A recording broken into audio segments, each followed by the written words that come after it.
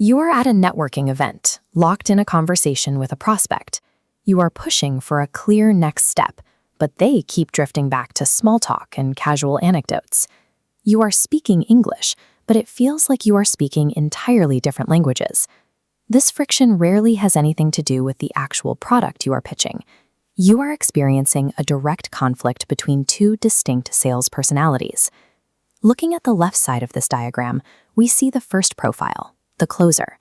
Closers are fiercely goal-oriented and persuasive. They operate by creating urgency and driving prospects towards clear, immediate calls to action. On the right side of the screen is the exact opposite profile, the relationship builder. They are highly empathetic, relying on active listening to establish a comfortable environment. They prioritize long-term trust and connection over closing a fast deal.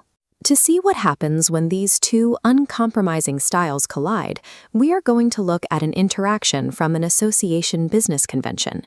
By learning to recognize these hidden psychological profiles in real time, you can navigate a stalled conversation, adapt your approach, and close the deal without alienating your prospect. Our scenario features Scarlett, a sharp, highly professional closer who is entirely focused on delivering her pitch. Across from her is Kyle, an underdressed relationship builder, casually holding a cocktail, perfectly content to socialize. Scarlett makes an aggressive opening move. She points out that she has been trying to speak with Kyle all weekend and attempts to pull him away to a quiet room to review a business brochure. Kyle immediately deploys a defensive reaction. He deflects the hard pitch by bringing up a previous meeting they had last month. He wants to maintain the comfortable, personal connection he values. This text diagram maps out Scarlett's escalation. She completely ignores Kyle's attempt at small talk and uses an alternative choice close, aggressively pressing him to commit. Would Tuesday or Thursday be better for you next week? Because Scarlett is operating strictly by her own rulebook, she ignores Kyle's required trust-building prerequisites. The negotiation immediately fractures. The text analysis on screen updates to show Kyle hitting his breaking point. He counters by attempting to derail the pitch entirely. He suggests a casual Friday happy hour and invites Scarlett's husband to talk about fishing.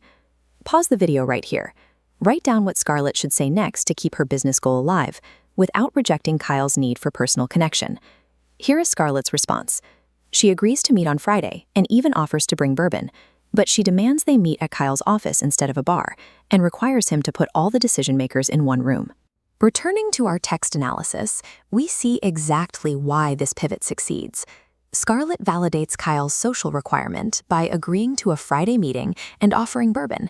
Then she firmly locks in her own closing requirements by securing the office location and the key decision-makers. Keeping control of a conversation does not mean abandoning your own sales style. It requires translating your ultimate business goals into the preferred personality language of your prospect. A relationship builder like Kyle might show a moment of disappointment at losing a purely social happy hour. However, the professional compromise Scarlett offered effectively and safely advances her sales pipeline. This style-blending cheat sheet outlines a repeatable three-step framework you can use.